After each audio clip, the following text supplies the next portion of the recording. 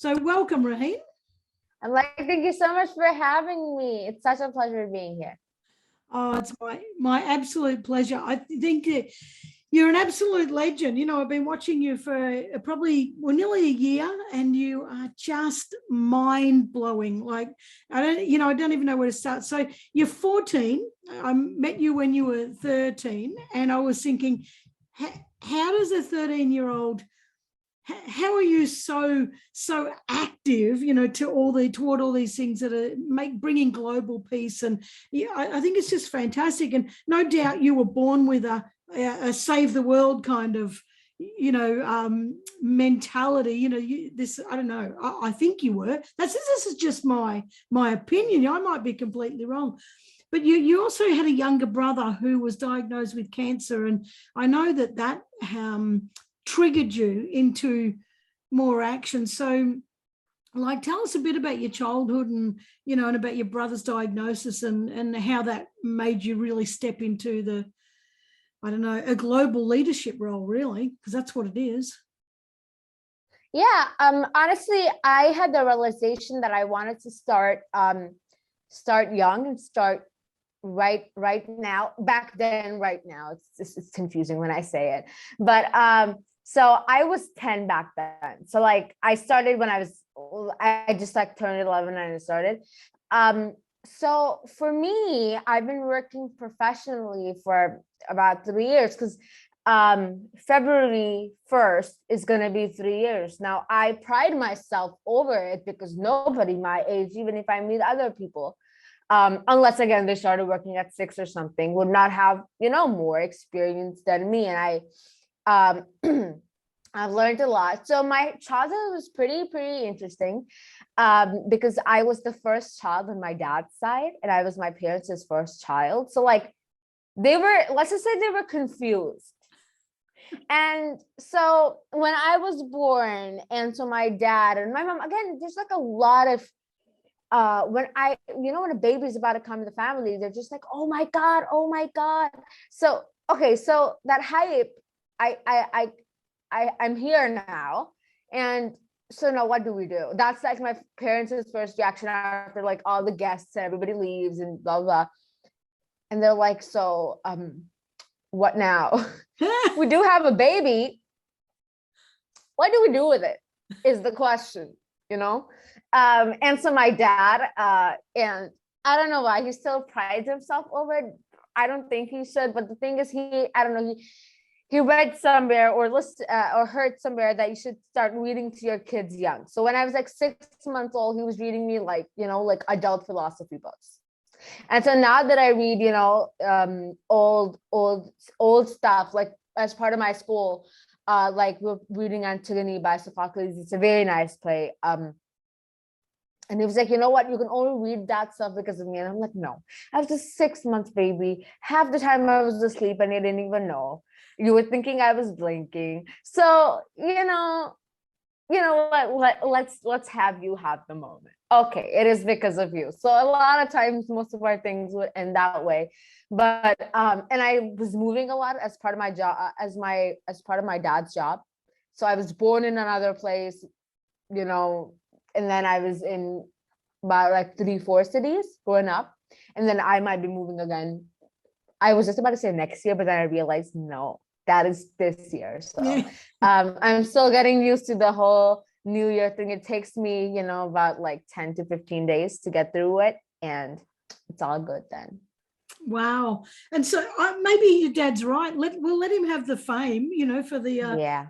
But maybe there is something in it. Maybe there is, because I've heard a lot about that. If kids have read books when they're young, it really does. I don't know, affect their mindset. But so, what about your little brother when he got his diagnosis of cancer? How did that change things? It changed things a lot because honestly, it was just a visit to the hospital. Then there was something wrong, and then for the same day, my mom sent me to my grandma's house because she knew that this is gonna be long, according to what the doctors told her. And then I was the first one after my parents were told they weren't even told by the doctor. They walked into an oncology ward. They Googled what oncology was, and they're like, okay, so this is one of the things the doctor told us it could be, that it was cancer. And so I was the first person to know out of the family, and then slightly and slowly they told everyone. And then I was like, no, it can't be, because I remember like growing up, I used to watch a lot of documentaries and all. And I remember I watched one of them where it was, I don't know, people with cancer, cancer survivors, or people that were still going through chemotherapy. How did they live their life? It was something on TLC. That's all I remember. And I was like, I remember I used to ask my dad, so why do they not have any hair? And so why does this even happen? And I remember like I would hear stuff like somebody's brother or somebody's father or somebody's sister got cancer, but I didn't know that this is my brother that I was hearing about. So it was very different. And I like at that moment I knew that like a lot of things are going to change. I was 10 and I was a fifth grader, and I was having the time of my life when this happened. So I was at my grandma's, and I would go like a month straight without seeing my mom because they wouldn't take me to the hospital. I'd start crying, and then again, they don't want to upset my mom more and be, because again, now that we both talk, she was always like, I'd be very upset because of what's happening like in the moment in the hospital. But, my mind would always be on you back home because I knew that you weren't happy. Because see, I wasn't like you. How are you happy without your parents? They were not there for my birthday. And so, yeah, it was a very tough time for me. That's when I actually started writing. Like personally, I've never published that material because it's now that I see I could like pull in a billion grammar mistakes and spelling mistakes. But that is when like what I saw. And then that was one day that I went to the ICU, and then they promised themselves never to take me there to what happened. Because I started crying a lot, and then they eventually kicked me out. The nurses, they kicked me out because see, everybody there's already upset if I start crying. So that's just not gonna help.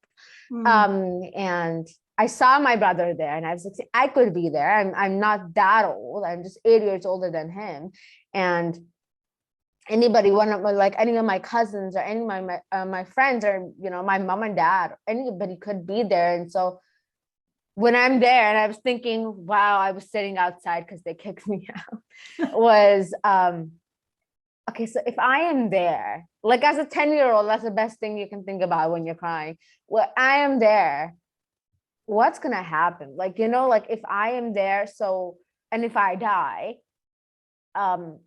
what do I go tell? So I'm a religious person. So the first thing I was like, what am I going to tell God? What did I do? Did I sometimes maybe, and if my mom and dad are watching this, never bunk school, or, the different sort of things that I have done in my life. And so from there, I was like, I want to have done something in my life whenever I am there, because I could be there tomorrow. I could be there anytime, or they could just drag me inside and put me there. They could do anything, right? And that is when I had like, what, I'm going to start working now. Because I don't know if I'm going to live up to 18 to like be dumb enough to be waiting until then, and then, or to wait after I'm done with college or anything. So after my mom and dad were back from the hospital, because again, I could not do anything until that time, because my uncles were busy in their own careers, and so were my aunts and my grandparents. So I couldn't just do anything. Like as an individual, you need some support and some, backup people. So when my mom and dad came back from the hospital, we started writing comedy, and then we started presenting it.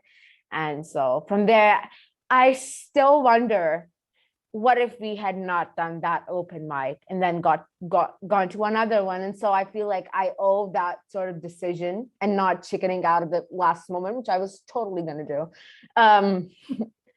And I owe all this. I don't know how it spindled, and then at some point it just spindled out of control. So yeah. Wow. Wow, there's a lot in that, isn't there? And so you're a comedian. Well, you started there. We'll get to that. But first, and I don't even know where to start. This is the thing. You've got all these peace initiatives. You're an interviewer, a comedian, an actor, a teacher, a social entrepreneur, and your work has been featured on multiple media outlets. CNN, New York Times, and you are having a massive impact on the planet, on people. And I just think it's absolutely mind-blowing. But so I don't know where to start, but let's start at your peace initiatives, because you just, there's so much to cover, and I really hope we get it covered. But you are an ambassador and a panelist for the International Children's Month, and where you conduct sessions and panel discussions for peace through love, respect, and care for children. And you're a member of the International Peace Lab. So tell us a little bit about these two things. Amazing. So I have a huge network. And so, they happen to be, the founders of both of these things happen to be one of my closest friends. So I know them a lot, and I've been working a lot. So I joined International Children's Month. Let me think. 2020. Yeah, it was 2020. So I joined it back then because I saw some of their work, and then I texted Heidi Little, the founder of this initiative, and many others.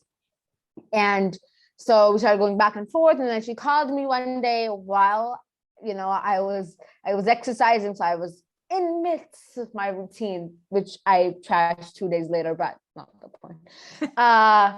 And so we get on this panel that I did on co-creation and the youth, and so I gathered all my friends, and I was like, let's do this. And so we did it, and then we started moving forward with action days. So we were like, once in a month we could do like a session, which could be called an action day, and then we could go live with one or multiple panels and sort of have a theme for it. And so we started doing that with the same sort of group, and so we did that for quite a time, and then that was what was happening. And then I met a lot of great people through this sort of journey, and one of those is a very well-known Indigenous leader, Chief Ira Looking Horse. And I it's just like, I wish it was a different time, because it was like 4 or 5 in the morning when I met him, and it was like, so we hopped on, we were starting the day, the World Peace and Prayer Day, with him, and I did all of the sessions. Then I was up for like, I was live streaming for 20 hours, and I was of course up for more than that. And so it was the start of that. So I was fresher than I was later in the day. But I am like still half asleep, and I'm like, Heidi, you didn't tell me he was supposed to be here. And he's like, oh yeah, of course he comes to everything. Okay, are we ready to go live? And so yeah, I wish it was a different time where I could have been more active. So I'm still like half asleep if you see pretty closely. And yeah, but I did that whole event with them. We did about, I think, 7-8 sessions, and I took one break. And in that break, like I mean, the pictures that I took, and I don't know what I was doing. Like, I remember like in the session, and we're just about to start, and I know where to go like, hello. And all of them go like, she needs rest. Let's just say that. So we've had a lot of crazy times with International Children's Month, and I believe many more to come. And so with Peace Lab, so I met Kurt on Facebook 2019. Yeah, 2019, started 2020, something like that. And so we started talking, and he's a very, very cool guy. He's the founder of Peace Lab. And so, I mean, he told me the story of how he was on a hijacked plane, and then I was hooked on it. I was like, oh my God. And like every time I say anything, like, and I remember I said like a random word or something. And so he starts telling me a story. So I feel like I'm not saying you're old, Kurt, if you're watching, even if you think you are, I love old people, but not the point. Okay. Cut this out, Karen. But it's just like you always have a story to tell. And I think that's what's most interesting about these people that have experience and expertise. And so Peace Lab was basically, I remember I actually sat down and I'm like, explain me what it is. And it's like, we're all talking about peace in different ways. So I advocate for peace through the love for children. And there's many more people that have different theories as to how peace could be, achieved. And I mean, we all have put that into action somehow. And again, it's little initiatives, and that's all it has become. It has not become more than that or a unified initiative. And so Peace Lab wanted to unite all these ideas and all these small initiatives, and experiment with it, have fun, and so to say, find that philosopher's stone. And as a Harry Potter fan, I love Kurt's use of young people things. I'm so sorry, you're so young, but like, you got my point. The philosopher's stone of peace. And I feel like it's very interesting because a lot of people come there with different ideas, and I've been part of their meetings, and I have been part of after chats of Humanity Risings that are done by a lot of members of the Peace Lab. So I've learned a lot from all these people, and Kurt, whenever I think of people that have taught me a lot, and that have really, really tolerated me for a time, Kurt is probably one of the top on the list. Oh, that's awesome. And you are also doing, so it sounds like to me you never sleep, but you probably don't ever sleep. Don't give me your sleep hours, because I nearly died before when you told me your sleep hours. She doesn't sleep. Anyone watching, she rarely sleeps. Now, you are also an interviewer for Peace, and in the lockdowns over COVID, because a lot of people, when COVID hit, a lot of people migrated and sort of just hid under a rock and thought, well, I'm just going to wait for this to pass. You didn't. You said, right, I'm going to interview as many people as I can about education, peace, climate change, gender equality, inclusivity, diversity. I mean, it just goes on and on and on and on. The thing that is amazing is that you've interviewed over 500 people. 500 people. How have you, is this, to me, that's like 2 people, 3 people a day. What gave you the idea to start connecting with all these people and start interviewing them? Okay, I'm going to put it right out there. It was weed, okay, first of all. Okay, do not take this out of context, people. Hear what I have to say next. No clickbaiting this, okay? I am telling you this. I am going to get very dangerous if that happens. But I cannot even be like, oh my God, I'm going to sue you guys. I cannot do that, okay? I don't have the money. So it started basically there's this guy named Raheen Fatima. While I was networking, so I met this guy, and he has this thing that he offers you a laptop for basically having 500 mutual friends with him, because he has friends from all over the world that are on top of whatever they're doing, right? So like, if you have 500 mutual friends with me, okay, I'll give you a laptop. And back then I was not interviewing, so it was my dad's laptop. It's not his anymore. He says it's my laptop because, again, I use it way more than he ever did, right? So I wanted a laptop just to binge watch Netflix at night. I had my whole dreams and goals with that, and so I was like, I'm gonna do that. So I went home, made a Facebook, and that is November 13th, 2019. So I went on there, and I already had some friend requests because I was a girl, and second, because I had been on that networking event, and so people knew me. And I started adding his friends, and I was like, let me standardize an introduction. So I standardized an introduction, and then I had a lot of friends, I think I hit about 400, and then he suggested, and I also I took his advice and suggestion because I also had that realization somewhere that if I have all these Facebook friends, there's no use of it. Like no use of it if I don't know them. And if I know them, I can potentially co-create or collaborate with them. And if I can't, somebody else that I know can. Yeah. So it can be somebody else's good or my own good, like, right? And so that's when I started interviewing. And it was pretty, like, I was like, so who do I interview? And so how that basically went is like, I got a message notification from one of my friends, PJ Entrepreneur.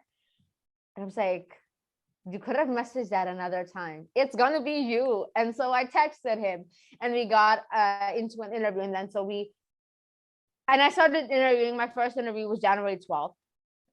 And by the time it was the month of fasting for Muslims, Ramzan. And I was doing at an average 4 or 5 interviews a day. Wow. And the maximum I've done, like booked myself for and be there. And sometimes again, people don't bother to show up. It has been about 6 to 8. Yeah.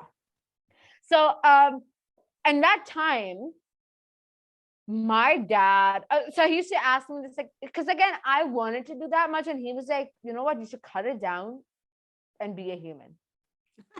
Because, and so I used to have very limited time to do that, so to say, because I was fasting. And while I'm fasting and I have not, ate or drunk something, you don't want to talk to me. Yeah. You don't want to talk to me. I'm going to be very honest, because I get hangry and then that's not pretty. Yeah. And so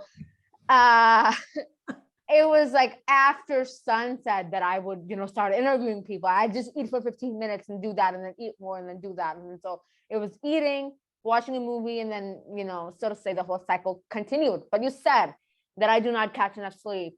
But I think the most I've ever slept is like 15 hours. And I've done that quite a lot of times. But it's just like I get to sleep too, but it's because it's at weird hours, right? If I like wake up 4 p.m. or something, then they're like, again, I probably slept a lot, even if I slept at 6. But for me, it's because of school nowadays, and before that, it was just Netflix. I mean, I love you guys, but you guys, naughty people.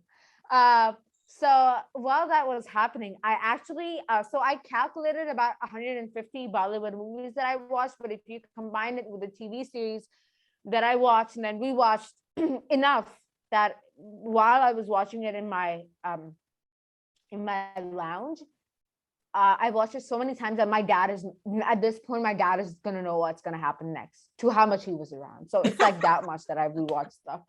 If you add that up, to be on the safer side, let's have like 170 movies that I've watched. And that was during that time. I probably added up way more than that. So I have that, and I still have friends. I'm still a teenager. I still have all the hot goss and the drama. So that is still there. You have got more energy than anybody I know. I don't know how you fit so much. You fit so much into a small space of time. You're incredible. You're incredible. And you're also, in the introduction, I mentioned the Sustainable Development Goals. And, a lot of people know what they are. A lot of people don't know what they are. But you're a youth ambassador at the SDGs, which is Sustainable Development Goals, Academy of Pakistan. And as part of that, you're doing sessions and videos and talks and all that kind of stuff to create awareness. And just give us a quick snapshot about what the SDGs are and why they're so important. Well, the SDGs are, so to say, a set of 17 goals that are designed by the UN. And well, ideally would be achieved by 2030. I think it was extended. So, I mean, I didn't remember the extension because like there was a lot of chaos going on the internet. Like, why did they extend it? So it was a lot of drama there. So basically these goals are to improve human life to like what it is now, improving it and like, upping it a little bit. And so my personal favorite, and I'm not gonna lie, I love to pick favorites. It is the 17th goal, and that is partnerships to achieve these goals. And I feel like it's the glue that holds it all together, and it's basically what I'm doing. And a new sort of little thing that is cooking up in form of a social business, social enterprise, if it's on fancy schmancy. Yeah, and that's based around the partnership for the goals. Yeah, that's that. I think that, I don't think we're going to achieve them by 2030, and an extension is a good idea. However, I think this is, something that I get a bit annoyed about, is that we take it for granted. We take the world for granted, the planet for granted, and we've got this sort of, 2030, that's just an aim. But the truth is, if we don't start hitting some of these goals really hard, we're not going to have a planet. And a lot of people say, oh, that's just, you're over dramatizing, but it's the truth. We're in a serious situation. And yet, if we all just did that little bit, we actually have an opportunity. We have a window right now to pull ourselves out of this problem, and not enough people are doing it. This is why. This is my opinion. I mean, you also are focused on number 4, which is quality education. Number 8, which is decent work and economic growth. 13, climate action. 16, peace, justice, and strong institutions. And your number 17, partnerships for the goals. I do a lot of work around the world with climate action, and I'm not a climate action expert, but with Get Off the Bench, I support climate action activists, to kickstart their projects. And it's through the POP movement. I do a lot of work with them, the Protect Our Planet movement. I think it's really important that we do stuff. But, how important do you think it is that young people, you can never get the word youth out when you're doing this sort of stuff. How important do you think it is for youth to be playing a role in activating the SDGs? I feel like it's very important because, I mean, a lot of old people that interview me that are definitely older than 14. Okay, let's just put that out there right now. And even if they are 15, like they have, like white hair that sometimes you can tell they have dyed. It's not okay. But, a lot of these people, they're like, oh my God, so it's us. And then we're sorry that, we ruined the environment, but it's you guys' job. So a lot of young people right now are having these realizations. And a lot of young people that I've met are either working on it or want to work on it. And I feel like they should. And it's important because they do, because eventually, see, I'm not going to deny the nature of this process. A lot of old people are going to pass away, passed on, based on whatever you believe. Yeah. But these young people, the world is ours, and it's so ours. Like, I'm not going to say we own it, but it's like ours. So we have to work for it, and we have to work on it. Now, for me, a lot of things that drive me is because, see, I love to think ahead of time, like being the moment, but like a little ahead of time. Be like, so when my grandchildren are going to come, I'm going to show them that, right? And so I want them to be there. Yeah. And I want them to be not in just a bunch of trash and, with a lot of juice boxes and, plastic stuff that we threw away. But I want them to be in a happy, healthy world where they can grow, and then they can grow together as a global community. So I want that. And I feel like a lot of young children, or the youth, so to say, not children, would want that too. Now, I know a lot of old people would deny it. And a lot of them are working on it or supporting or have professional expertise. Now, frankly speaking, it's kind of your job to pull us into the loop and not to keep us out of it. Yep. And I feel like not only big organizations, but people that are working on small initiatives that have not gotten recognized much. I mean, you add children into it, pull them into the loop, tell them, and what if you guys are not enough to get and pull us through out of this crisis? Then if you pull these young children in, you pass on these values, these ideas, these solutions and that drive on, for Yep. that to continue. So if your generation cannot do that, we can. Yep. Right? So I that agree. is what I just have to say. And the older people, they have to support the people in power. They have to support these young children that are taking initiative. Yeah. I agree 100%. And I do think that the older people, my age, we have not, like I've tried to do my best, but as a whole, it's kind of like we've just let the planet go because everything has been at our fingertips. And I do hear a lot of older people say, well, it's not my problem, but it is our problem. It's all of our problem. And I think we should all be working on it together. All of us should be working on it together. How can older people contribute to the SDGs? Like, apart from what you just said. I feel like older people, and then when I say people that are over 30, for me, they are like, oh, okay, you guys are double my age. Of course, you guys are old, okay? We're not going to get into an argument. Oh my God, older 50 is old. No.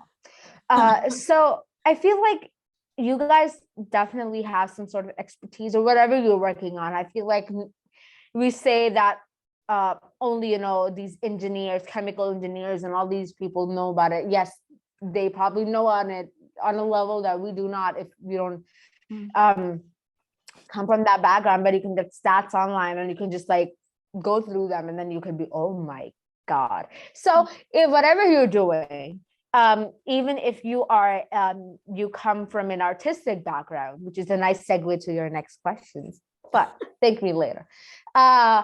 But you can do that too.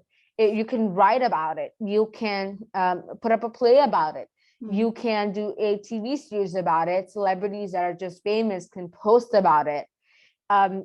These fashion brands can control it by doing all of that. And I don't mean if you put like a sustainable stamp on it, because I was looking through phone covers, and then the one that is unsustainable is like way cheaper than the one that's sustainable. And to be very honest, to how much money I would have, I would buy the unsustainable one, because I do not have like $100 for a cover. I am gonna be very, very honest. Yeah.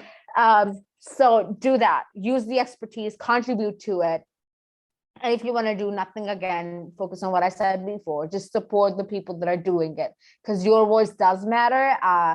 It's not only the voices like big climate activists and huge actors and celebrities and people like Mr. Beast that are gonna really make a difference, but it's your voice as well, because one voice, if used for the right thing, can gather a million voices behind it. And we've seen that happen. Yep, absolutely. No, absolutely. I love it. Now you, I don't know what next question I don't have an artistic one, but I am going to ask you about, what do you say to the climate deniers? Oh, okay. Guys, don't believe me. Don't believe anybody. You guys are right when you guys don't believe it. Just go onto the internet and write climate change. I am telling you, do not believe these small organizations that may trick you into believing it. Go there and look at the stats. I get it if you're not convinced, honestly. But honestly, just give it like 6 months, and whatever vital change that has been happening with the climate since your dad was there, you guys are definitely going to see a change. Yeah. It's here. It is way colder, and it was colder way before than it would usually be. And so we were surprised as the people that have been here for a while. And so in these mountainous areas, because we live very near to the mountains, and then it kind of goes north from there in our country. So there, it is snowing so much, and that is not how it usually is. It kind of like, we wait for a little bit, and it's not that much. So we see that sort of climate change. And then when it's going to be hot, it's going to be super hot. So we're not going to have those chill months for a wedding that you might be planning or you might want to have. So I just wanted to put that out there. If you guys still don't believe me, then wait for Zendaya to post it, and then you guys will believe it. I know that for a fact. And I kind of think, why not just act as if there is a problem anyway? Because even if you're acting as if there is a problem, even if you don't believe it, the world is still better. Like, you're still making a better world regardless of whether you believe it or not. Just do the right thing, do what's going to help the planet, whether you believe it or not. Just make the anyway. Now listen, I met you last year. Oh no, yeah, last year, because I'm still struggling. I'm still trying to think 2022.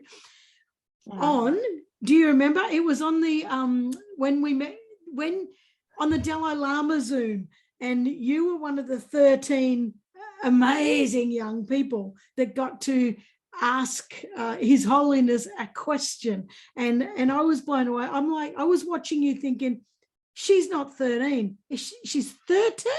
Seriously, she's 13. And you were just amazing. And, that was where I first heard of you, met you, heard of your great work, then started following you and started watching what you're doing. And I was in absolute awe of your maturity at 14. What goes through a teenager's mind when they're told they're going to be speaking to the Dalai Lama?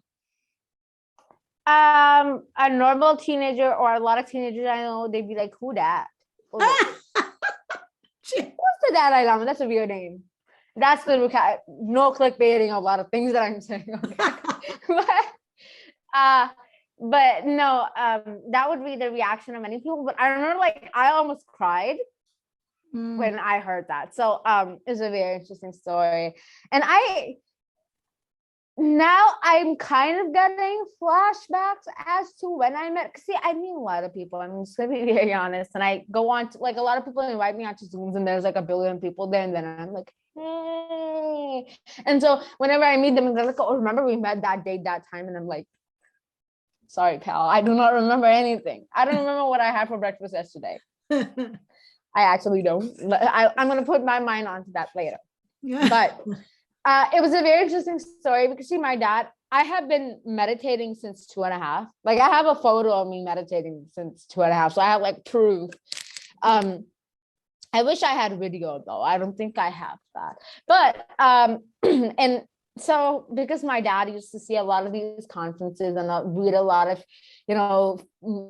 articles that were featuring the Dalai Lama, I kind of grew up with that sort of, influence. And it's weird to say it, but I used to wear orange. I used to, like, dress up like him, like apparently like him, because I thought I would meditate better. Yeah. I don't know. It was a thought on a 2.5-year-old's mind. Do not judge, but I think it was super cute. I actually have the photo. I don't know if I could go play it here somewhere. I should send it to you. Yeah, I do. So what happened is that, so me and Ian, we met for a liaison meeting. And so I believe you're also a liaison. And if you are, you know how they go. They're awesome. Okay. Yep. And so I did mine. And so I was like, you know what? I want to be part of these liaison meetings. So I remember the latest I've done is 3 a.m. in the morning. And then Ian was like, no, you're not doing more. So he might have just asked me to go. But, I did a lot of those. And then so I kept on hearing whenever, Ian told about this Dalai Lama event. And so I asked him once, and he's like, so we were kind of full on the people.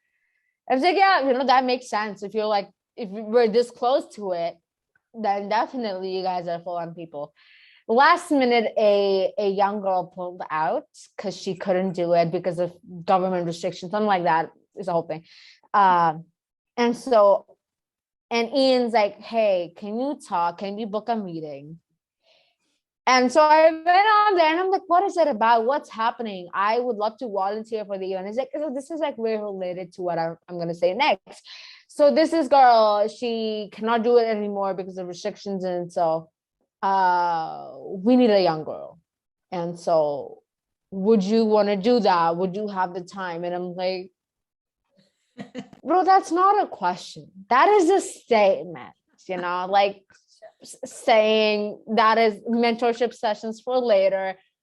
But of course, yes, I want to do it. Like, duh. And I was sitting with my dad. And then so I went all crazy. And then it was, I don't know, it was like 2 weeks before the event. So it was like very last moment. Like for these sort of events, it's pretty last moment.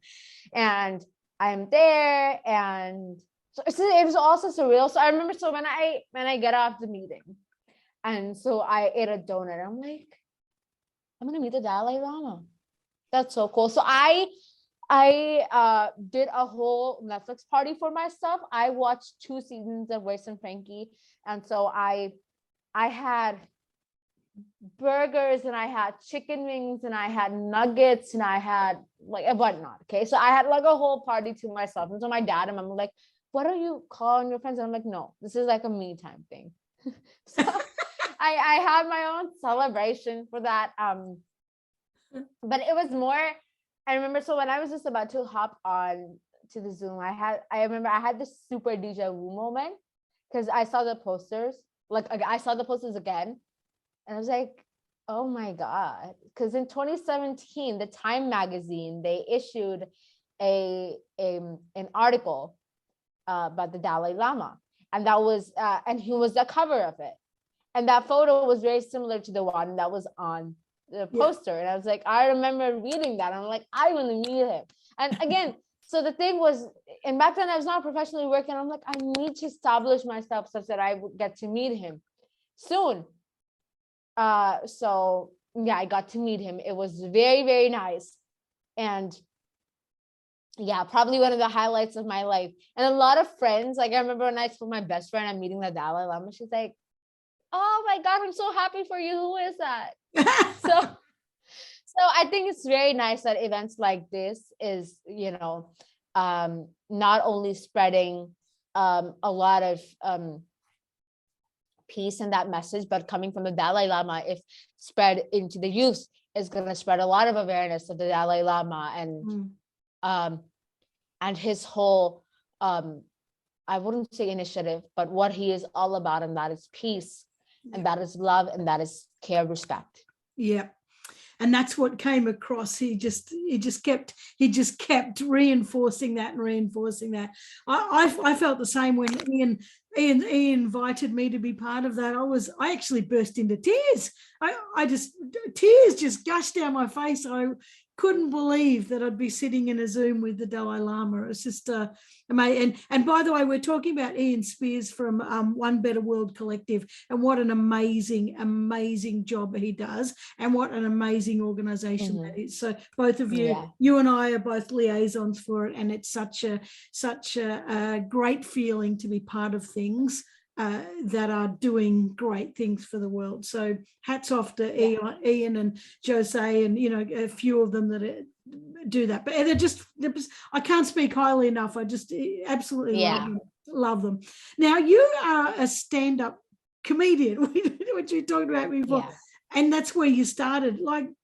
And you're the youngest professional stand-up in Pakistan. You must be like one of the highlights of Pakistan. You must be. And I've noticed a theme lately that a lot of amazing people are coming out of Pakistan. There's Malala, and I just saw something that you shared on comment on LinkedIn the other day about this a girl who's got the best memory in the world or something. She's from Pakistan. So it's so nice, because often what the Western world will see is, the the oppression of Pakistan, and when you see people like yourself really having a global impact, it's so refreshing, and it just changes that narrative, really gives a different narrative. So it's fantastic. Now, with your comedy, what's the theme of your comedy or your shows? What do you talk about? You just make fun of yourself, or is there another thing? Oh, no. It's not fun if I just make fun of myself. I need to drag my family into that. I remember one of my aunts, actually, she stopped talking to me. She legit was like upset. And then I was like, bro, you don't do that. She does that. No, you don't do that. And it's just the comedy set. Come on. See, a lot of people are liking that. And then she's like, you know that I don't do that. I'm like, I know you do that. No, you don't. No. Oh, okay. And no, so my parents, they don't mind, but like my mom, like sometimes like, I'm not that bad. Did I say you're bad? I just see, if you think from what I said that you're bad, you might want to look into your parenting styles. Just saying. Putting it out there. So again, comedy is where I started, and I was always funny, class clown. Though I do not have any comedies in English, but like I feel at this point I've watched enough of Patriot Act and Gabriel Iglesias, and I watch a lot of stand-up comedy. Like that's what I do. Like I be eating mac and cheese and just binge watching stand-up comedy. That's a weird thing to admit, but and so it started because see, I did not have a lot of exposure to how you write sets and everything. So with all the language, my dad used to help me because again, my language is not developed enough for the punchlines, and so I basically used to talk about annoying aunties. That's what I used to talk about, and I feel like that is pretty weird now that I say it out loud. It's just like annoying friends of my mom. Again, I had other names for them because if I said that, then again, my house would be blacklisted from the gossip group. So. Yeah, and so I talked about the things we used to gossip, and that's what I started. And then I actually for a while did motivational comedy, so I used to do comedy, and then I used to have take a lesson from one of the characters, like what they did, and then that was pretty cool. And so I actually once had this person that just stood up in the so everybody was clapping, of course, and then he just stood up out of nowhere, and I'm like, I would love to get a standing ovation, but I appreciated that guy, but I wish if there were 5-6 more around him, would have been more of an impact, more of a selfie moment. But whatever, I'm just gonna roll with the one person that stood up for me. Yeah, I reckon it's fantastic. Good on you for doing that. Yeah, you changed the names so they don't know who you're talking about. But you're also a theatre actor, and I love this too, that you've created plays for children's rights. So your comedy's just taking the piss out of your aunties, but these plays are really important, and you're standing up for children's rights. Underage marriages, child abuse, and gender equality, and you've showcased your plays have been showcased at the Children's Literature Festival, and you've also done a tour around different cities with your plays, to create awareness about child abuse.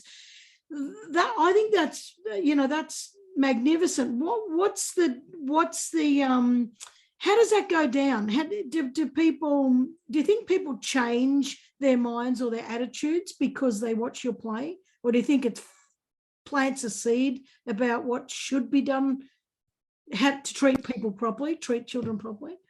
I feel yes, it does, because we had a play that was about children's rights, their rights to quality education, and then again I was playing the child, and so again I was a female child, so underage marriages is a no-no, and for their right to be respected and loved and to be cared for as top of the 3 rights, and then again it's food, shelter, and more things after that, but these top 3 things are what we saw that Pakistani parents, they do not feel that their children are entitled to that, right?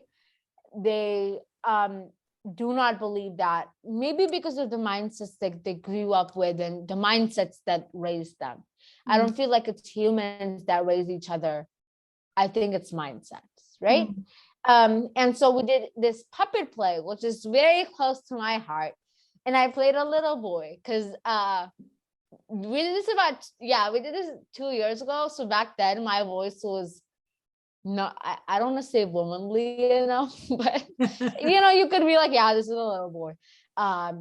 And so we did that whole thing about 2 siblings and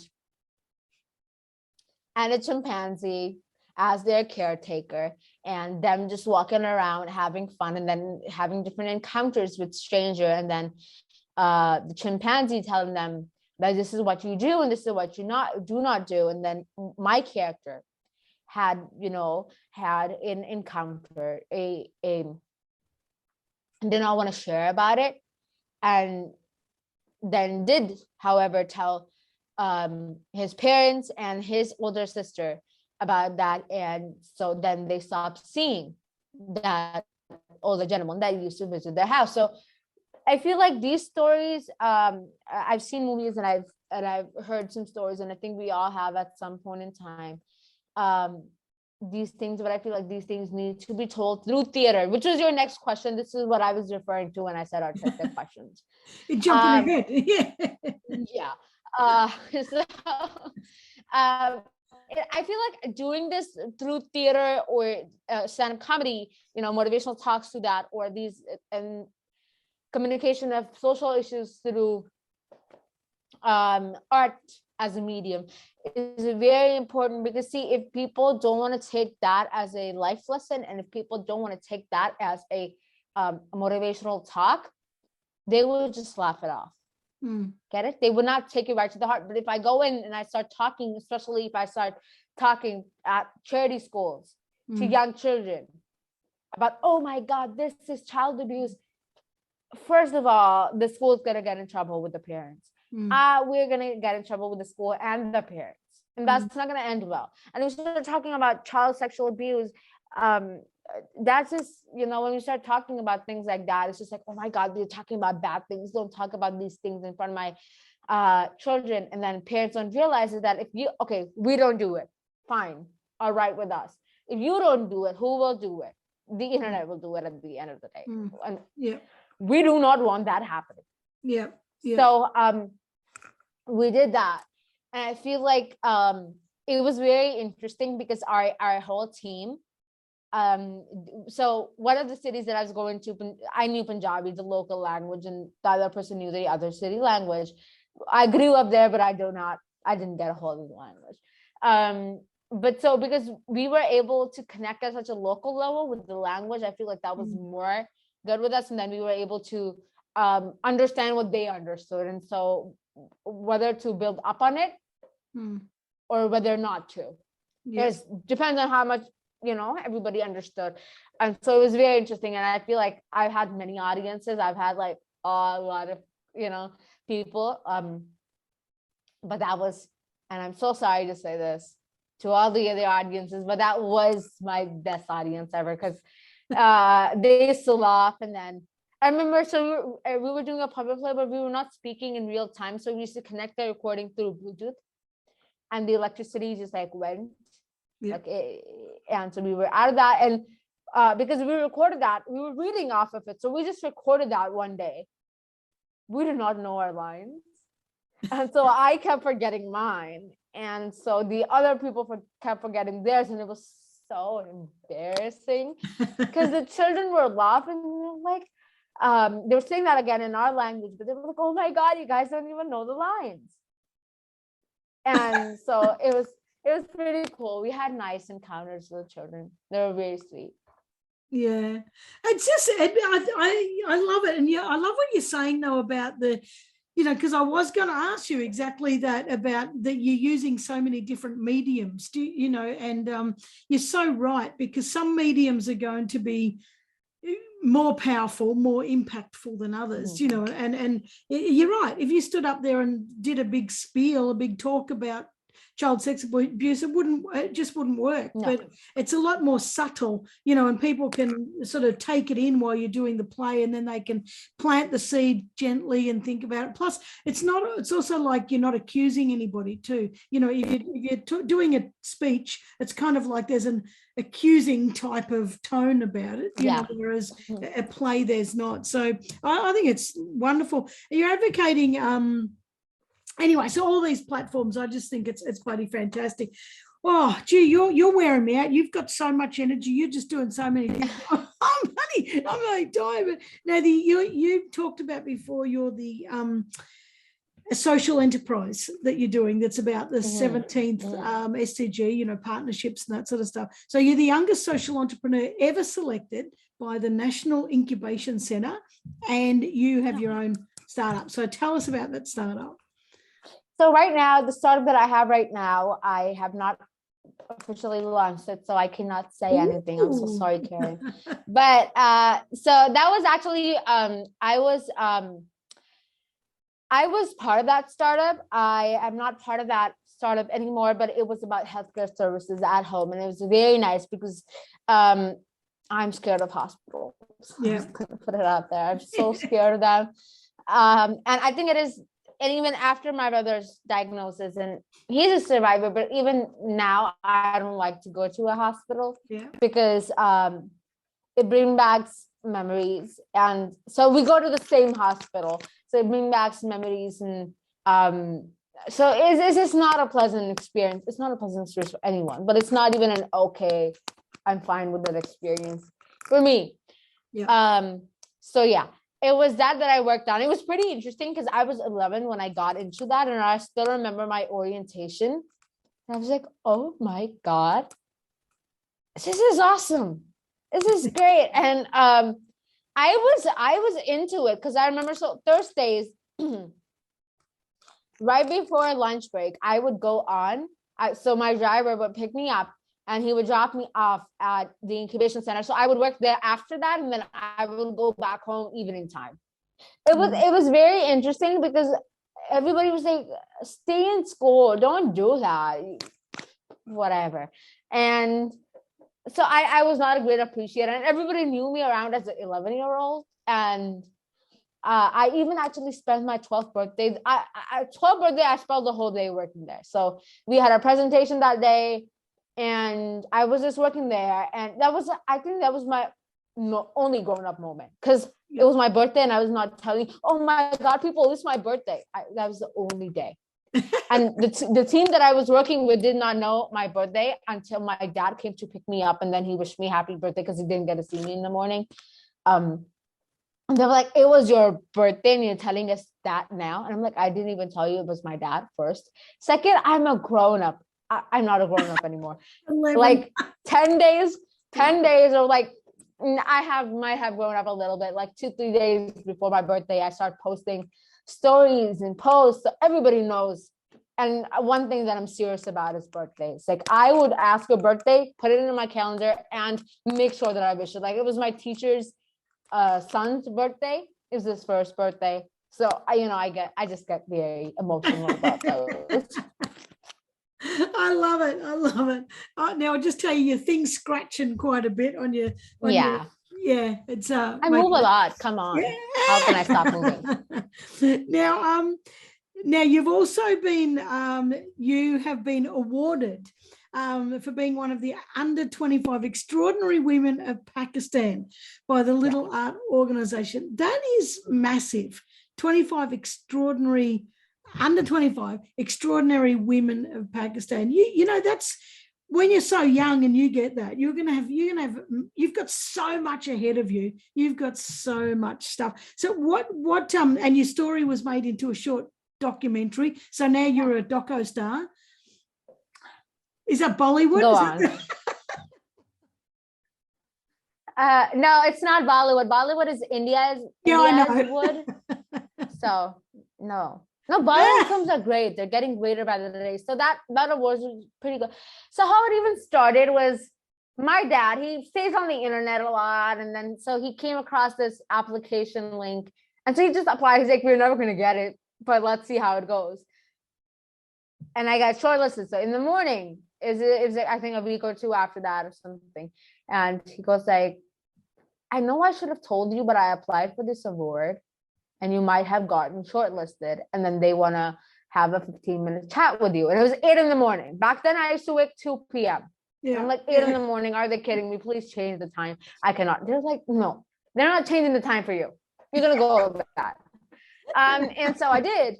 And it was pretty cool. And I get this email a week or two later say that congratulations, you have been awarded with the 25 under 25 award. And so even in that 25 under 25, it was like, so it was number 1, number 2, number 3, number 4, it was like that. So I was number 1 in that. So that, and then I have this whole magazine, and I like, you open it and the first thing is my huge face. I wish my dad sent another picture, but like, whatever. And so that was that was pretty awesome. Yes, there was a whole documentary made on me, but I feel like what is cooler is because this year the awards are happening again, but I am part of the jury and I'm the youngest member of the jury. So. Oh, that's fantastic. well, I reckon I don't care what the picture was. If you open a magazine and there's your face, that's pretty bloody special. That's special. Yeah. It really is. Oh, look, I have loved this conversation. You are just doing so much amazing stuff, and you are going to go places. You really are. Now, there's so many people that say things like, I'm too young, I'm too old, but let's say, forget the old, because I'm the old fart in this conversation and you're the young one, right? The people say, I'm too young, nobody's going to listen to what I've got to say, I'm just a kid and that sort of stuff. What do you say to these people? For somebody that says I'm too young, I would say I started at 11, and I wish I started younger. I mean, I would definitely wish that. And so there's a lot of things to at school, and I'm like, when you're fresh out of school, they ask for experience. Right? When you're fresh out of college, again, they ask for experience for a job. And even if you're going to start a business, if you have this attitude of, oh my God, I'm too young, I'm not experienced enough now, you're probably going to have that done too. Yeah. So I just want to say, if you want to get into a good college, and if that is what your aim in life is, then let that be that for now. And do it for a fancy college application. Well, I love your advice, because I left it too long. I waited till I was 50 to do something, to put out my first book. So, I love what you're saying, and you do have to work. And people think that, there's a magic wand, or that there's no magic wand. You've got to bloody put your head down, bum up, and you've got to actually go for it. But well, I have loved this conversation. You are just a gem. I love what you're doing. You're going to go, as I've said it, you're going to go places. You are really going to make your mark on the world. And I'm so bloody thrilled for you. And I'm so glad you joined us. Now, people are going to want to follow you. So where can they find you? I am Raheen Fatima, RAHEEN space FATIMA, everywhere. Just search me and I'll be there. I am that on LinkedIn. So if you want to work professionally, and so follow me on more professional stuff, go onto LinkedIn. If you also want to see a bit more to perhaps my personal life and stuff, you might want to go on to Facebook. But if you want to work, LinkedIn is the place. Because I do not check my Facebook DMs anymore. They're too weird now. And so I also have a YouTube channel that is Raheen Fatima too, and I'm on Instagram. And I'm so sorry, but I do not give out my Snapchat. Don't give up that. No, that's good. Well, thank you so very much for joining me, and it's just been an absolute delight listening to you, and I can't wait to keep following you. So thank you very much, and it's just been wonderful. Thank you so much, Karen. It's a pleasure being on here. Yeah, I would love to interview you and have like a fun and goofy session together. And I feel like we could pull that off. Or do something stand-up comedic, because you're funny and I'm funny. All right, funny hits funny, funny square. All right, let's do it. Let's do that. All right. Sure. All right, we'll catch you very soon. Thanks. You. See ya. Ta-ra.